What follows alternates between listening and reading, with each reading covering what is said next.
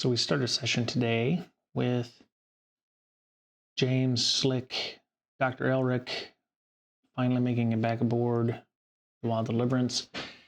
There is Bane is missing and presumed dead at this point because the shockwave of the complex exploding caused not all of the escape pods to survive. So Bane in this case has been lost for very sad, very formative, as you know from the flashback, was almost a mentor to James in his time at Atwell Industries, and James is feeling the effects of the loss there. Both ships survived. The Wild Deliverance was, damaged a little bit in the explosion, and the Even Odds was also damaged, but not to the point where they were not able to fly. If you were using a boat term, they were still seaworthy in this case. James, Slick, Dr. Osric are in the Wild Deliverance. There was some damage during the explosion to Xenia, to the basketball-shaped orb, because Xenia did their best to put a shield around it, such as it is, to protect everyone. Unfortunately, the shield was not powerful enough to protect everybody, which is why they lost Bane. The ability to repair Xenia while she still has the ability to assist in those repairs. I think at this point we're going to kind of zoom ahead, and we're going to assume that with the help of Xenia and Slick and Dr. Osric and the tools that they have in the machine shop and the crystals that they took from the alien body from the explosion in the lab in the complex, they were able to successfully repair the ball, the field holding the whatever Xenia is. And so Xenia is, I would say, not fully repaired, but repaired enough that there's no imminent danger of them causing any loss or any damage that might make them die, or whatever the equivalent of what Xenia does, cease to function in this case. Time frame I think we want to move to is probably about 2 days later. In that time, the entire sector of this region of space has been somewhat destabilized. There is a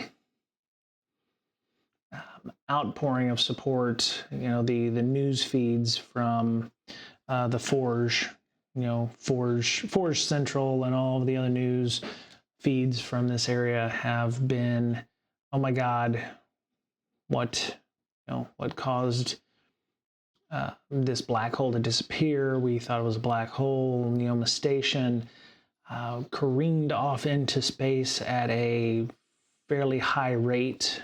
It has taken a good long burn from their systems to stabilize themselves, as they're no longer orbiting what was the gravitational well of a black hole.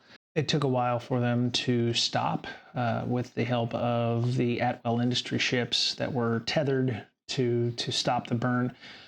There were no casualties on the ship, but the gravity that they had is gone, right? So for all intents and purposes, they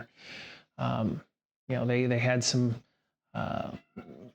G-burn issues that they fixed. There are some people that maybe got injured, but not critically or casualty-like.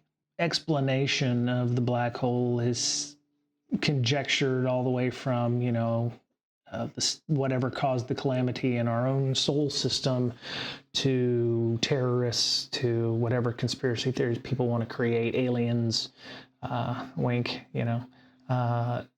or some kind of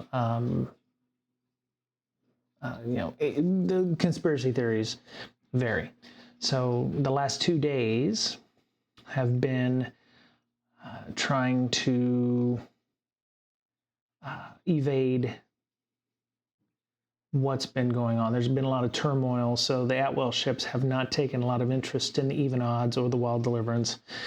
James and Slick and Osric made a beeline out of the region as fast as possible back to Helia Station, with the idea that they don't have any place else to go. That is where their lives were. Dr. Osric's less so. Dr. Osric is from another planet or another station somewhere in the Forge, but not Helia Station. Nobody's attempted to contact them at this point. And news coverage about James and Slick and Dr. Osric and what really happened appears to be kept under wraps. We're not sure. So before James and Slick leave, they survey where the complex was, and there's not a lot left. I mean, it was, the power core was a massive, if you imagine Star Trek's dilithium chamber kind of thing, but it's a massive core up through the central axis of the complex that used to be there. It's no longer there. Most everything was destroyed during that. They did not notice any other ships leaving the area. As we remember, there were others in the complex. We never, there were dead, what were aliens, which we know about, and James and Slick and Dr. Osric have discussed where they might come from at this point, but the Forge is vast, right? So they could come from any place. Zinnia was unaware of where they might have come from. I think we want to start with gathering information we'll do some scans before we leave. Ideally, we want to head back to Helia Station, kind of retconning a little bit on the story there, but we did, do some preliminary surveys or anything that might help with our story, because if Atwell is going to be, I think James and Slick and Dr. Osric realize at some point that Atwell Industries are going to come after them. And so they're going to need some evidence or something to show that they weren't the ones that caused the destruction of the complex and the destruction of the black hole in this case. So they're going to need to find some evidence that shows it was the Atwell ships that were firing on the complex that may have damaged it, that there were no weapon fire from the complex because the weapons didn't exist.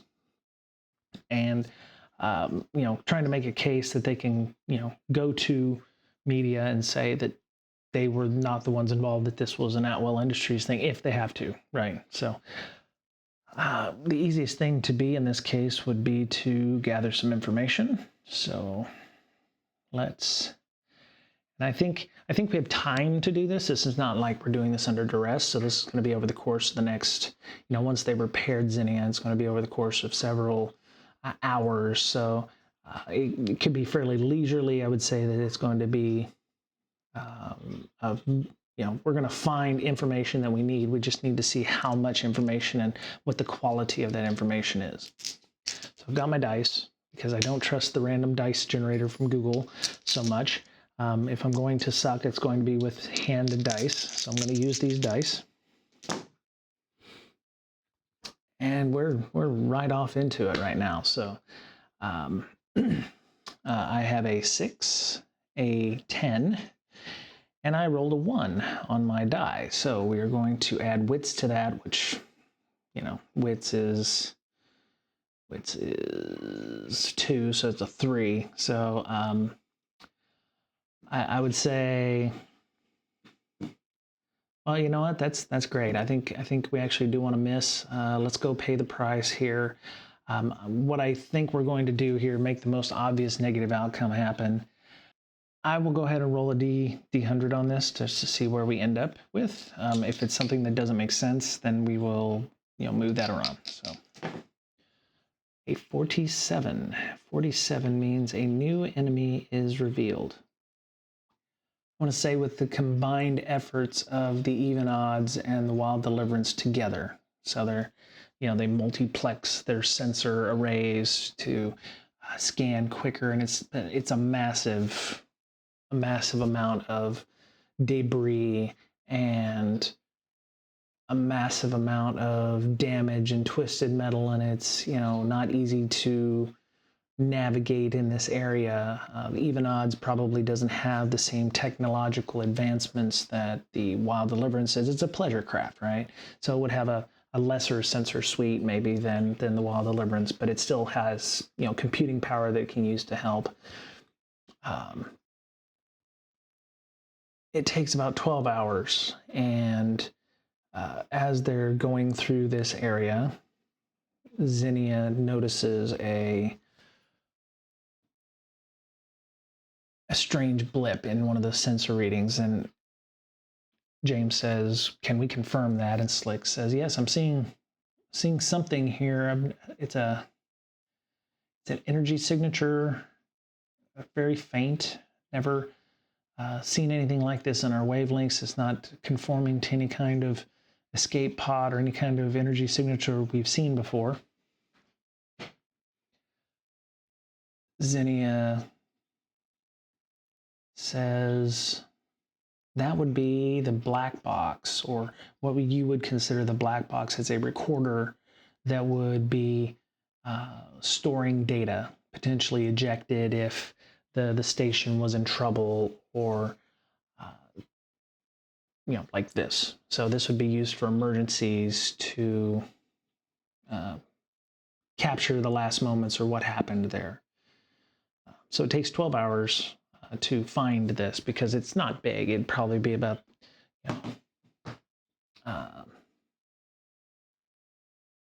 I'm imagining it's, in a, I wouldn't say a durable metal case, but that's so typical of how something might be. Super hardened against, explosions or damage, and emitting a faint signal, in this case. So James, Osric, and Slick, bring it on board the wild deliverance. It's about the size of a vehicle, considering a car. I would say a car, like a mid-sized car. It's not tiny, because it's got tons of storage information. It might have a backup of everything that was going on in the complex, including experiments and what have you. Going to say that they're going to, James is going to ask the question, do we think we have what we need? I want to say that that's going to be 70. I want there to be something else. So I'm going to let the dice decide whether or not that's the case. So I'm going to say that there might be something else, but it's going to be like 25% or lower. Okay, I rolled a 69. All right, 69. So James and the crew spend, I would say, another 7 or 8 hours looking around at the rest of the debris field to see if there's anything else. Slick has been working on the ability with Zinnia to get the contents of the recovery capsule, or the emergency capsule, such that they would be able to read the information that's on there. Can Slick and them do that? Is it possible with what we have currently? That is another 69. Well, I actually didn't give an odds, right? So,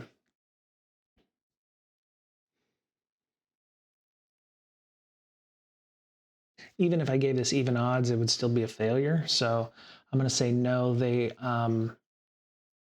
There is some damage to the pod. We'll say that there's some damage to the pod, such that it's not easy to.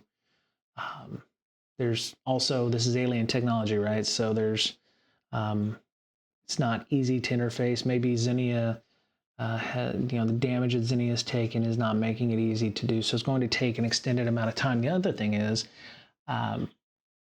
they're not sure if there's any tamper-proofing or anything on this. So you could accidentally, I don't know, blow things up, or, there's no telling what could happen with this. So it's not something you just want to play with inside of your own ship for that amount of time. And I think, there's some suggestion there from Zinnia that and Slick that maybe we don't want to do too much right now. We want to find a nice safe place to do this, maybe on an asteroid or somewhere where we don't care if we blow something up, using a drone or whatever to further examine it. So they spend another 8 hours in the debris field. It's at this point, there is I would say that they've mapped as much as they could. Maybe they've taken some stuff for salvage. So I would say maybe we've increased our metal supplies.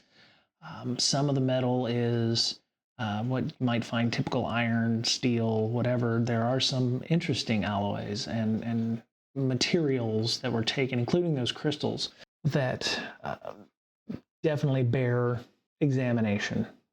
So we're not only do we trade, but we're going to need something to trade. We're going to need money, because James realizes that the Wild Deliverance is now on its own, because they don't have access to Bane anymore for resources, and they don't know exactly who their friends are right now. So they've taken in a good bit of stuff. I would say it's going to be assorted metals that could be processed, melted down potentially, or there's so much stuff. It's just not time to catalog it. But they've got raw materials that we're aware of. There's some other interesting things that they found, some twisted metals, some of the crystalline substances from more of the crystal. I think it's at this point where James and them said we should probably not be hanging around this area of space. I think they want to do a long-range sensor scan to see where, if they can figure out where things are, like a passive scan to see if there's ships in the area, where they can avoid those things. They have been listening to the news, and the stories from Neoma Station are a bit sad. There were people who were injured and everything, but they don't know exactly where Neoma Station is right now in relation to where the complex exploded. So I think we should also spend some repair time, but yeah, we'll do that later. I mean, the ship, at least the Wild Deliverance, has the ability to craft parts like a 3D printer or something like an industrial size 3D printer for any kind of materials that they need. About the only thing they can't replace is fuel. They can make fuel, but they can't replace some parts or some depot level parts that they'll need, or drive pieces or something like that. But for the most part, they can do what they need to. So I'd say at this point, we will, when we go through and we look at all the the interesting stuff, we'll probably end up having to make a discovery or something like that. I think we're going to assess the situation as to what's going on, because we want to make a safe transit back to Helia Station if we can. So we're going to go ahead and try to secure an advantage, and we're going to use, I think we're going to use Shadow in this case. So we're going to try to stealth our way around. That's going to require us to gather information first, and I think depending on how much we gather information is how well we do on the advantage. So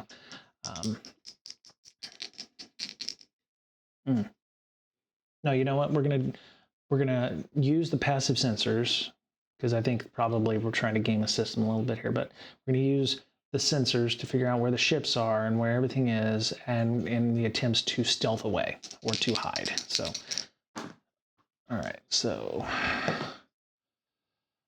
right, so that is a 7 and a 1, and I rolled a 2 on the die 6, and our shadow is 2, so that's a 4. All right, so we have a weak hit. I think we want to take the 2 momentum, because we're almost out of momentum. That's the other reason I didn't want to try to make any important things. We could have been disastrous if I didn't have any momentum. So, on a weak hit, we got 2 momentum. I would say that with Neoma Station being so far out of range, because I'm imagining that, it's orbiting, at a decent speed and a decent distance from the center, which is where we were, and it took us several hours to get from Neoma Station to the center of the black hole. And then when the black hole went away, ideally the gravitational field would, there had been a shock wave, and potentially there would have been a loss of something to orbit, right? So it would have shut off in a direction. Now, we find out. So I think the next question I want to ask is, I want to ask the Oracle, which direction is that going? Is it heading towards how we would be going for Helia Station or away? And I would say, let's see, if you do it by eighths, so if you do like north, south, east, west, northeast, southeast, northwest, southwest, I would say we have a 3/8. I would say 3. Let's say it's heading off in the same quadrant or the direction we are, in the same general direction. So I would say we have a 75% chance that it is not heading in a direction that is Helia Station. So I'm going to say 75 and below, it's not heading in the direction we're going. So anything above a 75 is bad. 33. Okay, so if we follow along with that, that kind of thing. So let's say it's heading in more of a, using 2-dimensional coordinates, it would be heading in almost a north or westerly direction, and we're heading northeast kind of thing. And along the z-axis as well, so it'd be like northeast and down or northeast and up or something like that, and we're heading northeast and up, that kind of deal. So we know that we can safely get away when the Atwell ships are heading in that direction. Obviously, they're offering support and logistics for that, maybe protection, because Neoma Station's got to go somewhere, right? So maybe there's some towing going on. That's an interesting question. Where would they tow it to? Closest place in the area would be Helia Station, so we may have a head start on them, but at some point they may begin towing operations towards Helia Station. So we want to keep that in mind when we're heading back towards Helia Station.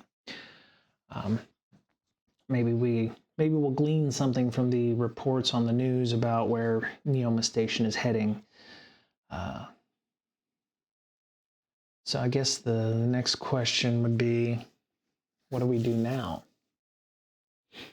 James and them want to get away because they have to lay low for a while, I would imagine. They don't want to just show up at Helia Station going, oh, hey, everything's great, no, whatever. Because people on Helia Station know they went to Neoma Station, so that would be oh, you survived and whatever, and why aren't you helping Neoma Station? Which technically, according to the unwritten code of the spacefarers that exist, you must, and we came up with that with Atwell when we were helping the Colossus. We didn't stop to help necessarily, so we may still have some charges against Atwell ships for not helping them, and then we didn't necessarily go and help Neoma Station either. We're, I don't want to say outlaws, but we could be heavily penalized for not, rendering assistance or rendering aid. I think we need to find another place. Helia Station may not be the safest place. At least not for a few days. So we need to find somewhere to lay low until we can figure out what our next move is. And so James has a list of contacts, known trading associates that he's had from Bain and his years of trading in various places. And the only other thing in the area is Nyx Station, and this is the star transit corridors, if you will, that allow them to do faster than light. There is a direction towards Nyx Station. It is a deep space station. And James thinks about it and is like, because if you notice Neoma Station, which was over here where the black hole was, you had to transit to it. There's a couple of transit corridors out of this sector to other places. I don't know where this one ends up. Maybe that's someplace we'll end up finding eventually. But Nick's Station apparently is might be the only other option that we have. And since we're kind of heading in this direction, and it'll take us a couple days, we'll have time to rest and recuperate and repair some of the minor ship issues. But we're not going to be able to hang around Helia Station for very long, and we definitely want to keep a low profile. But thankfully, because Helia Station is orbital, we should be able to replenish our fuel supply. Does anything happen in the next couple days during our transit? I want to ask that question. I would say 50-50. 07. Okay, so everything goes swimmingly. I would say because of such a low roll on a 50 or lower that we don't see any Atwell ships. We don't see any Neoma Station. We don't, we're listening to the, constant chatter on the news or the news feeds that are coming from Helia Station and from other parts of the Forge based on information from Helia Station and from the ships. Atwell Industries is being seen as the heroes here, unfortunately. Because the brave members of the Colossus crew saved Neoma Station from blasting off into nothingness by controlling its speed and saved the brave the brave researchers on Neoma Station. One of the news feeds that we hear. Let's go ahead and gather information on this. Let's see where we get. Okay, so that's better. That's a 1. That's a 5 and a 4. So our wits for gathering information is 2. So that's 6. So that's great. Okay, so we discover something helpful and specific, and we get 2 momentum from that, which is great for us. We're going to get 2 more momentum. What we find out is that because Neoma Station is vast and they are not designed to move fast, they are slowly making their way to Helia Station. And that there have been calls for distress calls being made. Some of the ships on Helia are definitely making their way towards the last location transmitted by Neoma Station, and thankfully, because of the Mayday calls, we can actually hear where those are located, which is several 100,000 kilometers, I would say million kilometers away. Probably they're way outside of our sensor range. They're way outside of the Atwell security sensor range, but we need to be aware that there will be ships coming from Helia Station that might ask questions. So our transit to Helia Station is going to be one that is not direct, and that's what we find out. It's taken what would normally take us about 3 days to get to Helia Station, or the area around Helia Station has taken us a week. As we have learned more, it's going to take another week and a half on top of our transit time to get Neoma Station to Helia Station so that it can be set into orbit around the gas giant to effect repairs. They're moving at a fraction, probably third to half of our speed because we're burning fairly hard, I would say. But we're trying to avoid patrols, so or ships heading towards Neoma Station. The idea is more ships head towards there, they latch on and they tow at a faster rate. So they're doing their best to try to get more and more ships there to make the transit a lot quicker. We're seeing daily feeds about we're making good progress and that everything is fine, and they're in-depth, conversations with the captains of the Colossus and the other ships about it was a harrowing moment, and we were investigating what was going on in the area with the siren and the centipede, and the loss of the centipede, of course, was mentioned because the centipede, I believe, was near the complex when it exploded. So the Butterfeld, the Colossus, and the siren are all there helping to effect repairs and do that. But they did lose the centipede and about 300 people on that ship. In-depth vignettes about every crew member on the centipede and what they did, and dogs and pets and stories about them from the forge, and human interest stories, if you will. So James and Dr. Osric and Slick take up an area around on the backside of the gas giant that Helia Station orbits, and start collecting fuel for the replenishing of our supplies. They'll have to refine it themselves. It will take longer than going to Helia Station and just gassing up, but ships like this have the ability to self-sustain if they're around a gas giant, and the gas giant is large enough that mining for helium and hydrogen to make the fuel necessary and all the methane and all that, you can pretty much do that without being seen, because it's a free-for-all, right? So James suggests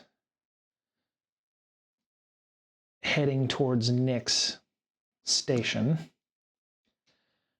which, if we do use the hyperdrive or the Eidolon drive, then we can get there in a couple days, but it is noisy and does cause problems. So there's a choice of going to Neoma Station, which doesn't have a lot of, I wouldn't say it's lawless according to the output here. It's very little law in the area. They have a corrupted star with unnatural bits, so it may be an option, but I think we'll see if I think we'll find a nice asteroid where James and the crew can hole up and repair themselves for a while. There are several 100,000 asteroids in the Helia System, and it would make sense you can hide there without any kind of problems. James, Slick, and Dr. Osric find a nice asteroid somewhere where they can set both ships down and begin effecting repairs to both of them. I think James and Slick and Dr. Osric realize that at some point having two ships is going to be a liability. So the decision,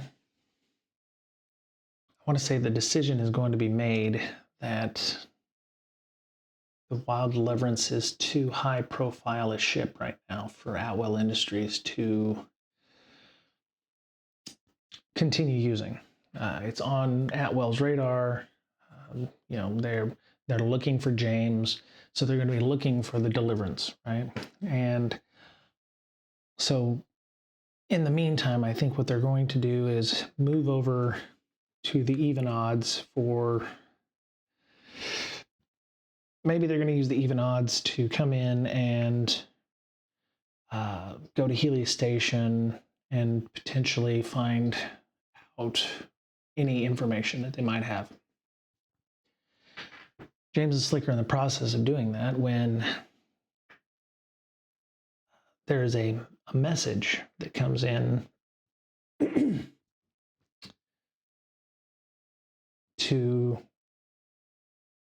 so I imagine in this world it'd be very much like The Expanse, where you might have a email address where you can send messages where you don't exactly know where the person is, or there might be more direct communications like a laser beam, kind of like The Expanse.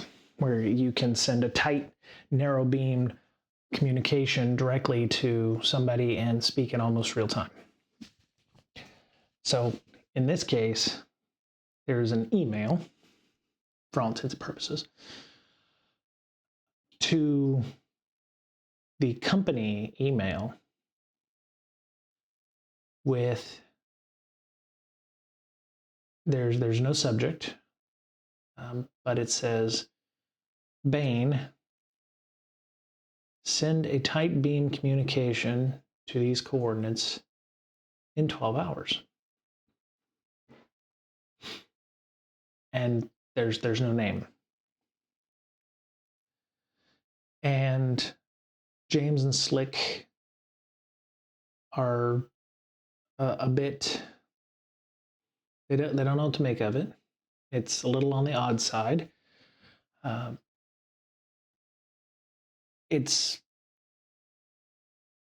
They're not exactly sure. The coordinates that they found are someplace deeper in the Helia system on one of the other planets that exist there. Helia Station is but a space station, but there's maybe other settlements and other research stations that exist in the Helia system, other than just around an orbital gas giant, for all intents and purposes. So James and Slick realize that they're going to need to have a clear line of sight to be able to do that. And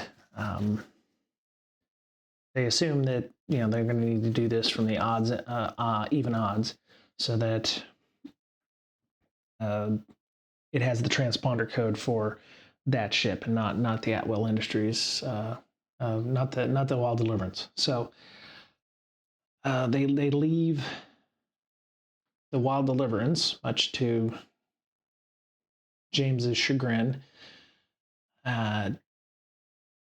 in like a parked mode and low power mode, and hidden as best they can in a crevice in one of the asteroids.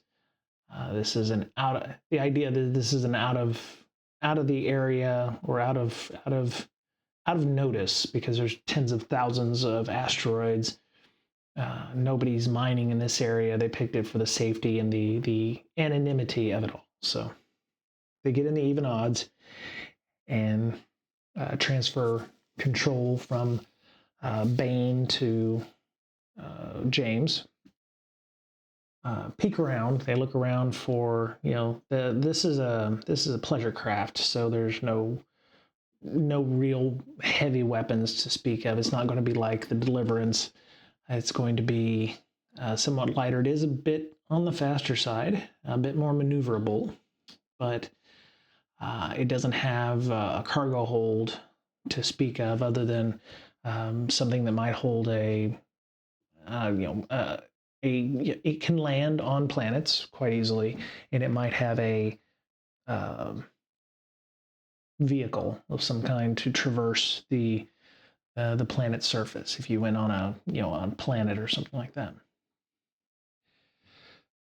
James makes his way to line of sight to the coordinates that were mentioned, and opens a tight beam at the preferred time and waits. And they're probably, I would say, near real time, so there's going to be a bit of a delay, but it takes 15 seconds and a person comes on.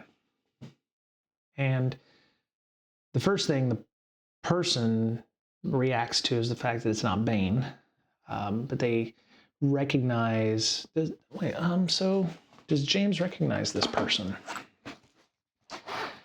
James recognized this person. Might be in James's past. It might be, let's see, might be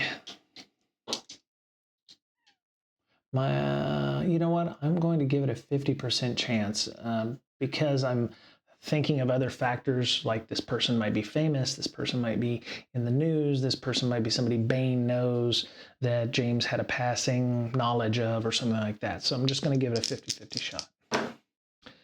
38. So yes, James knows this person. James knows this person because that is West Macheski.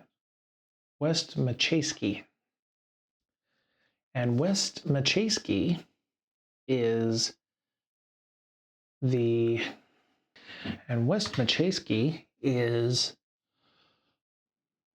what does West Macheski do? I would say West Macheski has been on the news. And I would say has been very critical of Atwell Industries coming in to the Helia system and using the resources with no claim to the with no claim to be with no claim or ownership rights. So West Macheski, and I would say he is she is the leader of Helia Now. For Helia Now. Right. For Helia Now. The FHA, or FHN, so, or the FHN, right, which is one of the organizations in the area seeking to oust Atwell Industries from the system, because they were not the first to be here, but they came in and started, they put Helia Station in the system for gas hauling. Apparently they had a charter or something that allowed them to do that.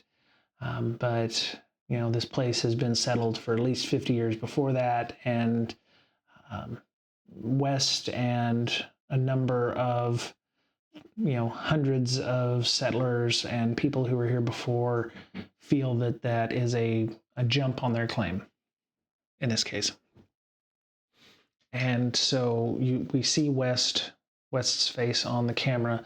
Retcon, says, "Where's Bain?" And James says, "I'm afraid he was in..." No, you know what? No, I don't want to go that far, because I want to say that James is a little shocked, and I don't want to say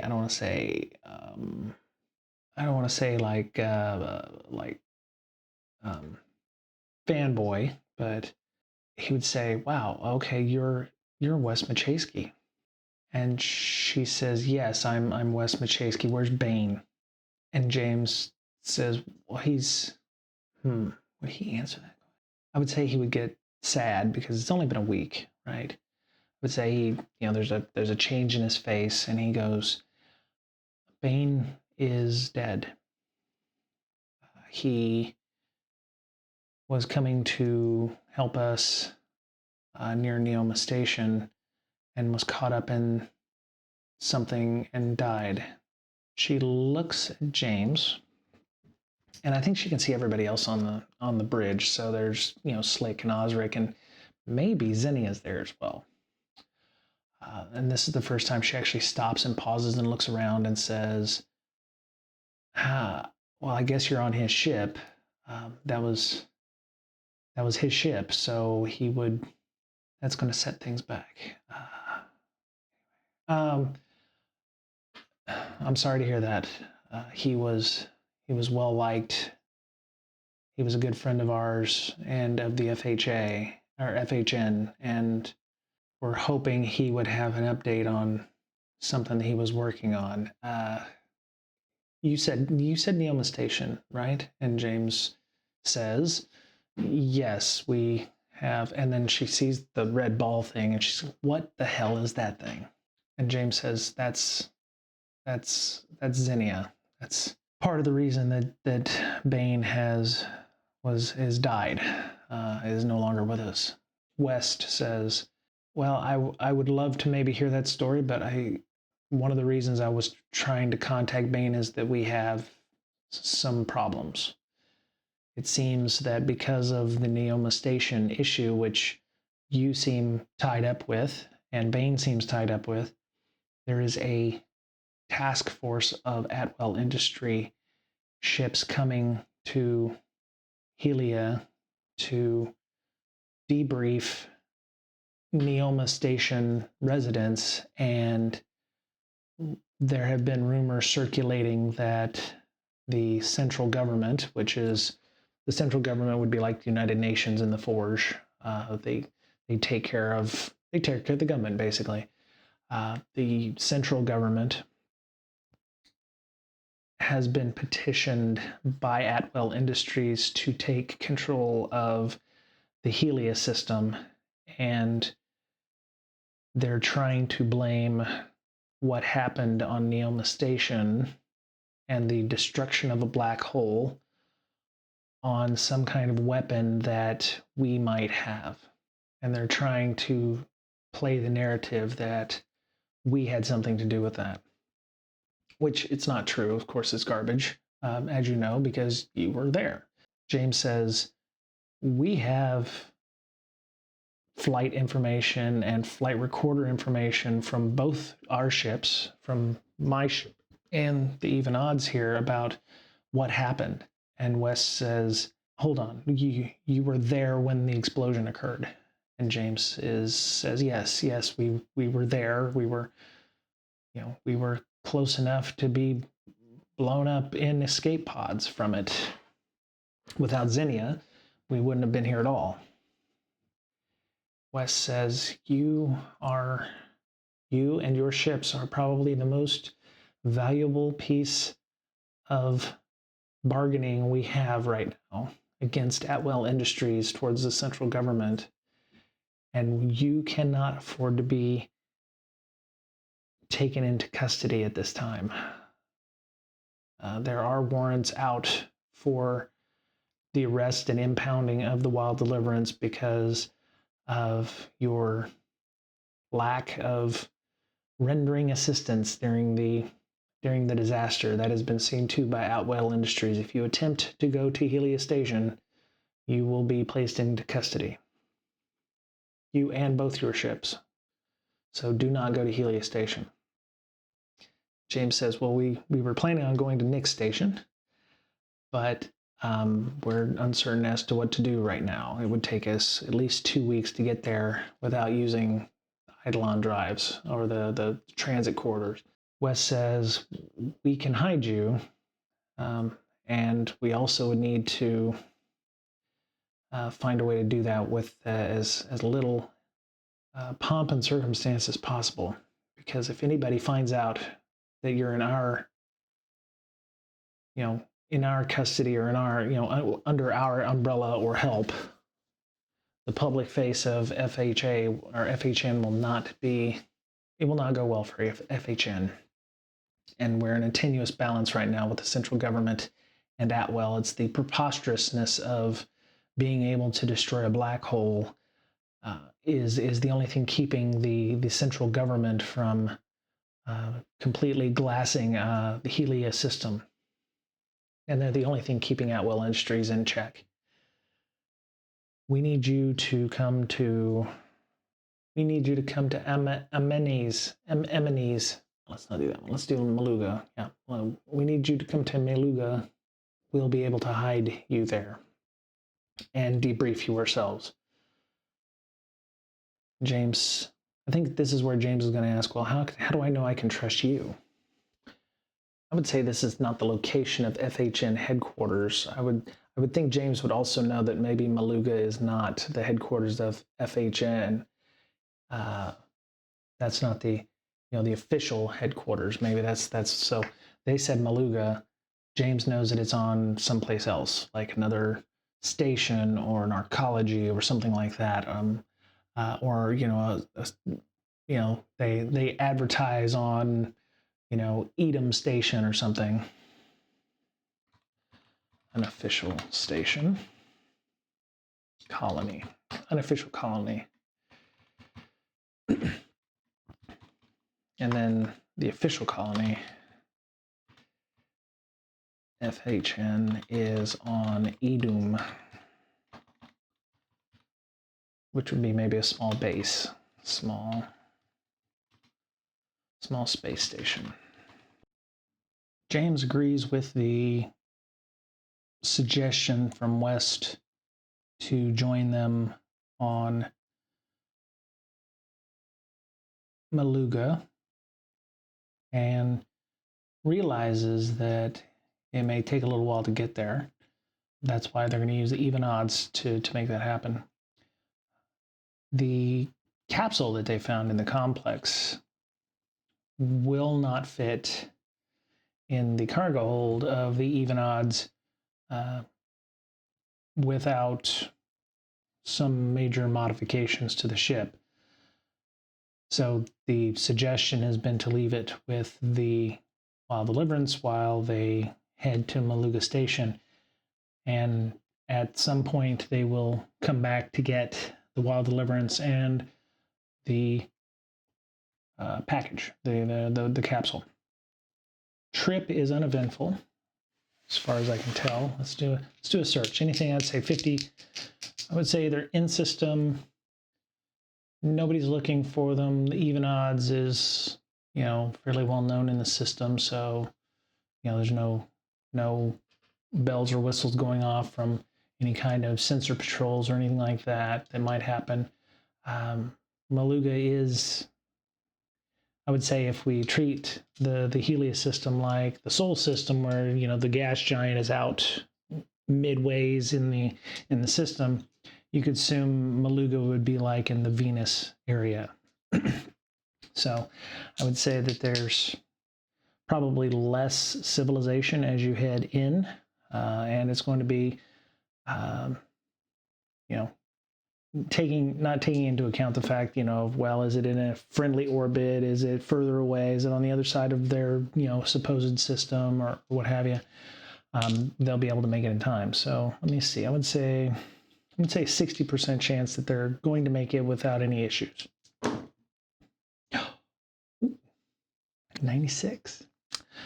All right. Well, in that case, as I would say, it's probably going to take, I'd say, a day or two to get there, but I would say within about 6 hours, there is a patrol going on.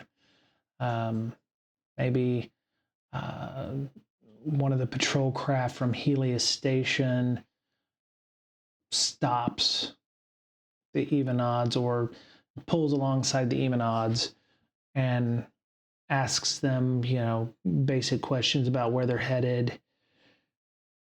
James is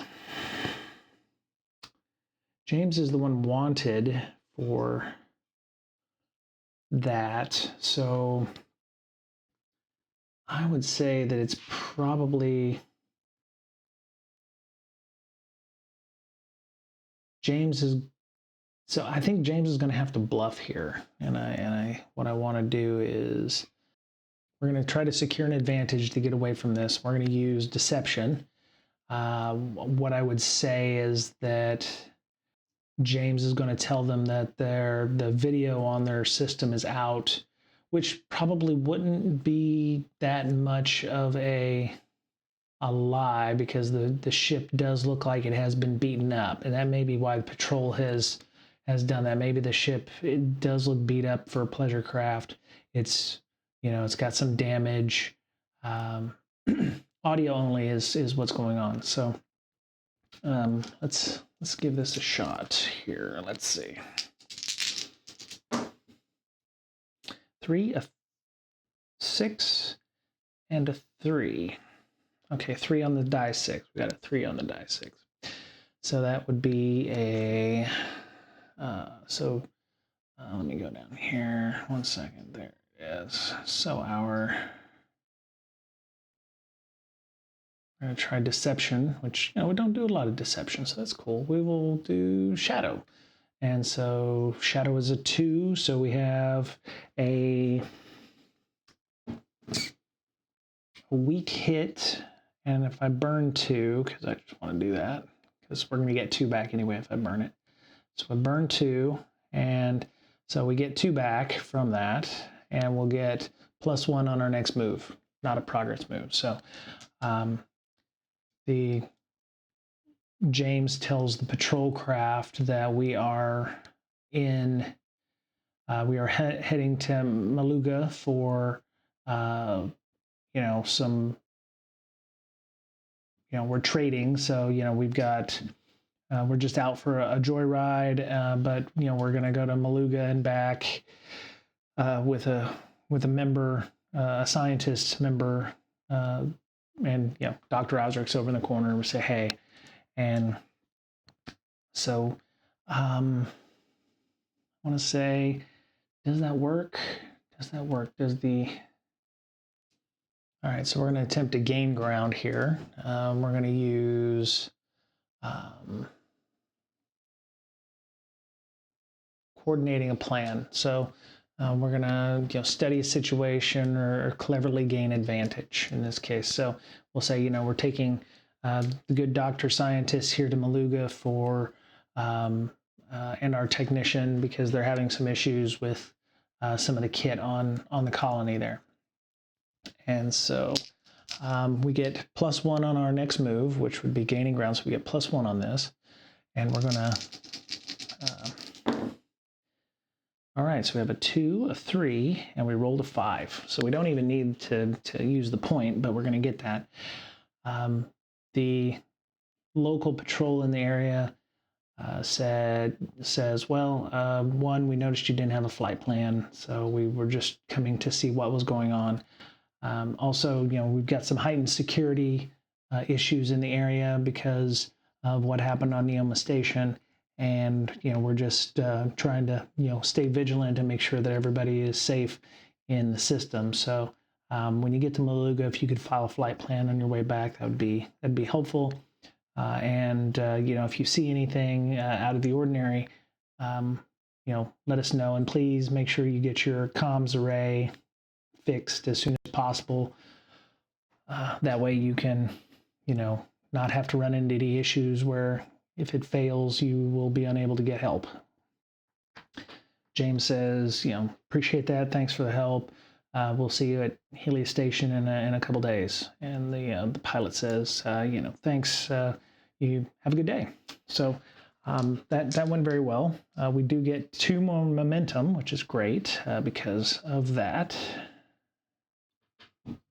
So we get to mark progress if we had progress towards our goal. Technically, getting the Atwell industry folks out of our planet is progress, if you want to call it that. So we'll mark a couple here, I think, for that. We haven't done a good job of maintaining the background vow here, but we're working towards that. So I would say that the rest of our trip to Maluga goes all right, no issues. We'll make sure that we get that information locked up once we get to Maluga. See, okay. And I get 2 momentum. That's what I wanted to put on here. 2 momentum, plus I get a +1 for my next bit there. So we're doing well on. There we go. We're doing pretty well on our momentum, which is great.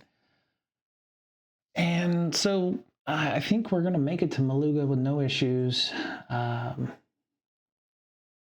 They gave us some information on where to land and how to get there, and maybe there's a passcode or something just to keep things, I wouldn't say interesting, but to make sure that we are who we say we are. We tell them we're here to see West, new name here, so West Macheski. We're here to see West. and she sent us, and what have you. They lead all of us into, including Xenia, who we've, the people that saw Xenia was a little perturbed, and maybe their hands went to their guns or their weapons or something, and James had to tell them, no, Xenia's with us, it's okay, everything's fine. And so the walk towards West's office or domicile, we'll say house, whatever, it's very unassuming. It's utilitarian, it's not fancy, and we meet West. West is, I would say, in her middle years, slightly graying hair at the temples. She has a streak of, I would say, maybe purple or something that's somewhat fashionable. She is tall because she's probably lived on low gravity environments most of her life, very much like the Bolters on Expanse. And she has white skin. She's Caucasian, and she has green eyes, and you couldn't tell where her lineage is from in the old Earth. So at this point, I think we're gonna say that we've gotten to the for Helia Now headquarters, the unofficial headquarters. West is staying here in an apartment, if you will, because this is not normally where she stays. And in the debrief, we find out that for Helia Now is actually the resistance to remove Atwell Industries and to create an independence, if you will, for the Helia System. And since what we didn't know, what James and Slick and well, now Dr. Osric, because I don't know if, that's a question. Would Dr. Osric be all in on this? And I guess that's maybe something we need to retcon, because maybe Dr. Osric doesn't want to get involved in this way. Didn't even think about that. Maybe Dr. Osric is not a fan of this. So,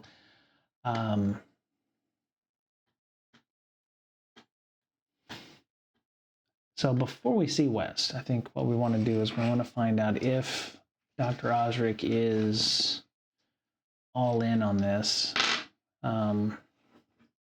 because he technically does work for the organization. So I'm going to say, given that Atwell Industries tried to kill him on the complex, and he's been shot at with James, he's a scientist, and he knows about the Project Dark Star now. I would assume it's because Bane and no, you know what? Maybe he doesn't. Maybe because he's sticking around because maybe he wants to study Xenia. But would he want to get involved in a rebellion or a resistance kind of thing? I'm going to say there is a 40% chance that he does not want to do that. If he sticks around, it's going to be because he wants to study Xenia. He wants to understand what was in the complex more from a scientific point of view. He wants the science. He doesn't necessarily want the rebellion, if that's the case. But yeah, he would be a security risk. So maybe if he fails this, they're gonna put him in a nice lab somewhere where him and Xenia can do things, them. But I don't know if they can trust him. So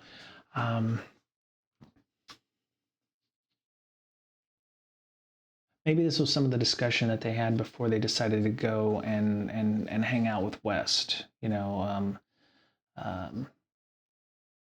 Yeah. So let's. All right. 40 or lower. 34. Okay. So in this case, Dr. Osric he's all about the science. He is aware from Zinnia's conversations that Atwell was looking to figure out ways to weaponize the black hole. He is aware of what they were doing on Neoma Station with regards to designs. Maybe he has information about Atwell that would be another use. Maybe they were trying to figure out how to use things found on Neoma Station. Maybe there's some stuff going on Neoma Station that Atwell has bankrolled that maybe he was privy to that he didn't feel like he needed to tell James and Slick about. So, and he is against it. Like he knows that because now, after, finding out about what's going on with Atwell and that there's a task force of people coming, maybe he is aware that these things that were being developed on Neoma Station could be used against the folks in Helia System. So given he has a 34, he is going to, I think part of the debrief is he's going to tell them about some of the other projects that were going on, including, so maybe Bane knew about Project Darkstar, but maybe Bane didn't know that Dr. Osric was aware of some kind of project on the ship, on Neoma Station, that was attempting to use Project Darkstar. And so during the debrief, this is where we find out about that Dr. Osric knew about Project Darkstar, the use of gravity wells or something to collapse Eidolon space transport to cut off Helia from the rest of the Forge, was, used in computer simulations, if you will. So maybe he's aware that, some of the things that were being used there. He didn't like it, but, he, being on an Atwell industry station, doing Atwell industry work and having no way easily to escape maybe was a problem. It was problematic. Maybe Bane was working with Dr. Manand to get some of that information off. And unfortunately, Zinnia was trying to communicate out because Zinnia was being held and killed Dr. Manand inadvertently. Maluga is going to be, I think, where we're going to stop with episode 1, Campaign 1, West, before heading back to Edom Station, or Edom Colony, has invited James and Dr. Osric and Slick to join FHN and create a plan to get Atwell out of the system using the information that they have. So I would say that's where we're going to start up with Campaign 1, and when we come back to this at some point in the near future, we will start with James and Slick and Dr. Osric, or just James and Slick and maybe another crew member, going back to the deliverance to get the data container for to decipher. That was it. And my thought was, so since we're done with Campaign 1, I'd love to hear your thoughts on that. My thoughts was I need to understand Ironsworn a little bit better before we move along with another scenario of this. I would really like to have a bit more flexibility into the actions being done. One of the biggest things I had was, if Slick and Dr. Osric are doing stuff and James asks them to do things, am I aiding an ally, or is it required for James to do everything himself in that case? So there's, would love to hear your feedback and thoughts on that. I'm going to probably hit up the Ironsworn Reddit on that and see where we can, where I can do better. Or, campaign 3 or, campaign 1 beta will be, this same-ish setting using a different system, Cypher, or, they have several space options for Pathfinder, or, maybe some custom stuff that for Ironsworn to make it a little easier to play. Or, I just learned how to follow the physics of this thing a little better. So some of the progress and that, and I can do a better job of documenting, but sometimes it gets ahead of me in my brain. I don't think about that. So I've learned a lot about that. I think the next one I'm going to do is a good old-fashioned fantasy based off of, probably like a Cypher or some kind of classless system that I can use. I was thinking about doing some Fate stuff, but I'm working on the world building questions for that right now. And if you are interested, come join us. Campaign 2 is working, and I'll be doing some live streaming of that one to do questions, build world building, and figuring out. I really would like it to be classless, because one of the things is I don't want to be hamstrung by a ranger or whatever, or needing to have a sidekick or something. And playing solo, a lot of the homebrew stuff that I'm looking at, people go, oh, that's so overpowered or whatever. My thought was, with solo roleplay stuff, you have to kind of be larger than life. You have to be a bit overpowered in that case. So looking at options on how to do those things. And yeah, hope you enjoyed this, and hope that the next campaign will go a bit smoother, maybe with a different system. And as I learn Ironsworn a bit more, then we'll come back to that one.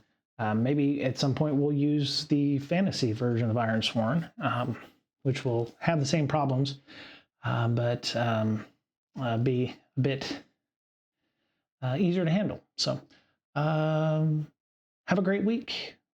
Take care of yourselves, because as I'm fond of saying, you're the only you have. And I'm Brian Brake, and this has been Campaign 1 of the Peerless Gamer Lumina Aegis. And if you have any questions, comments, or concerns, hit me up in the comments below. Ding the bell, let you know when my world building stuff for Campaign 2 will start. And we have a Reddit, which I will put right there. There we go. It's a QR code to our Reddit. So if you wanted to ask questions about Peerless Gamer, or, maybe you want to, get involved in some way, like, I'll put some questions up there about, hey, what should this character do in the next episode, or something like that. So take care, have a great day, and we'll talk soon. All right. Bye, everybody.